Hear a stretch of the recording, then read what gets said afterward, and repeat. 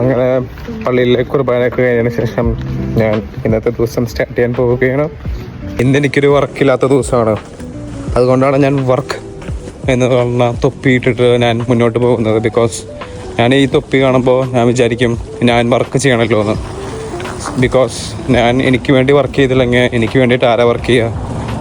ഞാൻ തന്നെ വർക്ക് ചെയ്യണ്ടേ. അങ്ങനെ ഷോപ്പിംഗ് കഴിഞ്ഞു. നമുക്ക് നമ്മുടെ ക്ലോ കാണിക്കാനൊന്നും വെയിൽ വേണ്ട എന്ന് മനസ്സിലാക്കി തുടങ്ങി. ലഞ്ചിൻ്റെ സമയമായിട്ടുണ്ട്. ബട്ട് നമ്മൾ ബ്രേക്ക്ഫാസ്റ്റ് കഴിക്കാത്തത് കൊണ്ട് നമ്മൾ ബ്രഞ്ച് കഴിക്കാൻ പോവാണ്.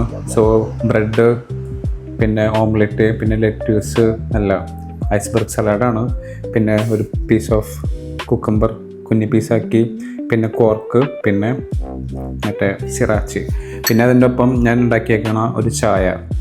ഇതൊക്കെയാണ് ഇന്നത്തെ എൻ്റെ ബ്രഞ്ച്. ഇനി സമയമൊക്കെ തെറ്റി, കാരണം ഐ വാസ് ഇന്ന് പ്രത്യേകിച്ച് പണിയില്ലാത്തതുകൊണ്ട് എല്ലാതും ലേറ്റായി.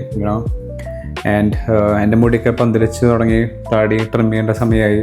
So may be today I will have A hair cut. ഞാൻ ബാർബർ ഷോപ്പിൻ്റെ അവിടെ പോവും, എന്നിട്ട് ബാർബറിനോട് പറയും എനിക്ക് എങ്ങനെ വെട്ടണമെന്ന്. അപ്പോൾ പുള്ളിക്കാരൻ അങ്ങനെ തന്നെ വെട്ടിത്തരും. നമ്മുടെ നാട്ടിലത്തെ പോലെയല്ല, ബാർബർ വിചാരിച്ച പോലെയല്ല, ഞാൻ വിചാരിച്ച പോലെ ബാർബർ വെട്ടും. ഈ ഒരു ബാർബറിന് ഭയങ്കര പ്രത്യേകതയുള്ള ഒരു ബാർബറാണ്. ഈ ബാർബർ ഷോപ്പും ഭയങ്കര പ്രത്യേകതയുള്ളൊരു ബാർബർ ഷോപ്പാണ്. ലൊക്കേഷനും അവളുടെ പേരും കാര്യങ്ങളൊന്നും വ്യക്തമാക്കാൻ പറയാൻ പറ്റാത്തത് കൊണ്ട് ഞാൻ പറയുന്നില്ല. So let me eat my meal. നിങ്ങൾ വിചാരിച്ചിട്ടുണ്ടോയെന്ന് എനിക്കറിയില്ല, ബട്ട് ഈ തലയിൽ എന്തിട്ടും മുടിയെ വിട്ടുകളയെന്ന്. ഇതിൻ്റെ സൈഡൊക്കെ കറക്റ്റ് ചെയ്യാണ്ട് കണ്ടോ, ഈ സൈഡൊക്കെ കറക്റ്റ് ചെയ്യാണ്ട്, പിന്നെ താടി ഷേപ്പ് ചെയ്യാറുണ്ട്. സോ നമ്മളൊരു ഗൈഡ് ലൈൻ ഇട്ടുണ്ടായിരുന്നു. ആ ഗൈഡ് ലൈൻ കഴിഞ്ഞതിന് ശേഷം നമ്മൾ എപ്പോഴും ഷേപ്പ് ചെയ്യണം. അല്ലാതെ ചുമ്മാ അതും ഇതും ആക്കിയിട്ട് സാധാരണ ആൾക്കാരെ പോലെ നടന്നു കഴിഞ്ഞാൽ നമ്മുടെ സാധാരണ ഒരു ആൾക്കാരല്ല എന്ന ആൾക്കാർക്ക് മനസ്സിലാകുമ്പോൾ അത് നമ്മുടെ സാധാരണ ഒരു പൗരൻ്റെ ഒരു ഇത് മാറും. എന്തൊക്കെ പറയാനല്ല മിസ്ന്നിട്ടാ കഴിക്കട്ടെ. ഈ കാണുന്നതാണ് ഞാൻ പറഞ്ഞ തളിച്ച് വളർന്ന എൻ്റെ മുടി. സോ ഈ ഭാഗത്തൊക്കെ ഹെയർ ഗ്രോത്ത് സ്റ്റാർട്ടായിട്ടുണ്ട്. പിന്നെ ഈ ഭാഗത്തൊക്കെ താടി കണ്ടോ, ഒരു ഗൈഡ് ലൈനൊക്കെ പോയി.